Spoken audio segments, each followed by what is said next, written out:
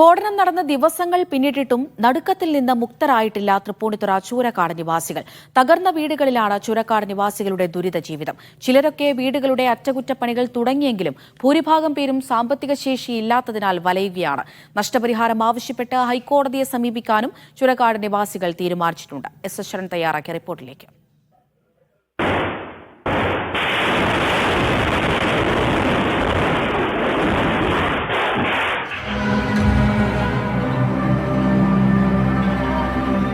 ചരിത്രമുറങ്ങുന്ന രാജനഗരി.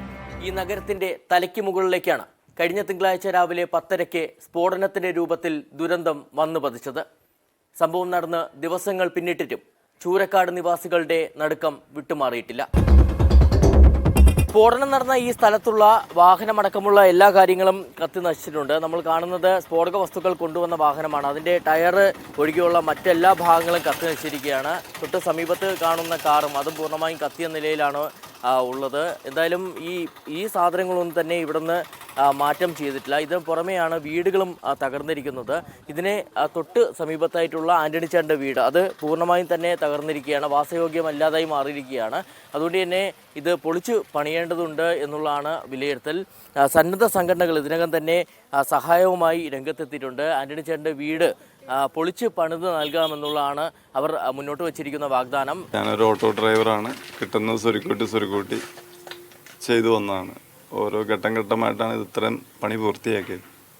ഇളയമോളുടെ കല്യാണം അങ്ങനെ നോക്കിക്കൊണ്ടിരിക്കുകയാണ്. അപ്പോൾ അതിനോടനുബന്ധിച്ച് നമുക്ക് ചെയ്യാൻ പറ്റുന്ന വിധത്തിൽ വെള്ള സൗകര്യത്തിൽ ഭംഗിയായിട്ട് ചെയ്തെന്നാണ് എൻ്റെ ഉറപ്പ്. സമീപത്തുള്ള മറ്റ് വീടുകൾ, അതായത് നമ്മൾ ഈ കാണുന്നത് ഒരു വീടിൻ്റെ 10 വർഷം മുമ്പ് പണിത വീടാണ്. ഈ വീടിൻ്റെ മുകൾ ഭാഗം ആകെ തന്നെ തകർന്നിട്ടുണ്ട്. അതായത് അവിടെ സ്ഥാപിച്ചിരുന്ന ഓടുകളെല്ലാം തന്നെ വീണ് തകർന്നിട്ടുണ്ട്. ഇത്തരത്തിൽ ഈ മേൽക്കൂരകൾ തകർന്നതും ഭിത്തികൾ തകർന്നതും ഒപ്പം ജനൽ ചില്ലുകൾ തകർന്നതുമായിട്ടുള്ള 300-ലധികം വീടുകൾ ഉണ്ടെന്നുള്ളതാണ് നഗരസഭയുടെ കണക്ക്.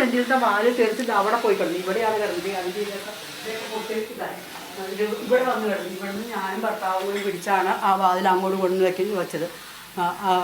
മൊത്തം അപ്പുറത്തെ പുറത്തേക്കുള്ള വാതിൽ ഒടിഞ്ഞ് തൂങ്ങി അതുമ്പോൾ തന്നെ കിടക്കുകയാണ്, ഇതായി കിടക്കുകയാണ്.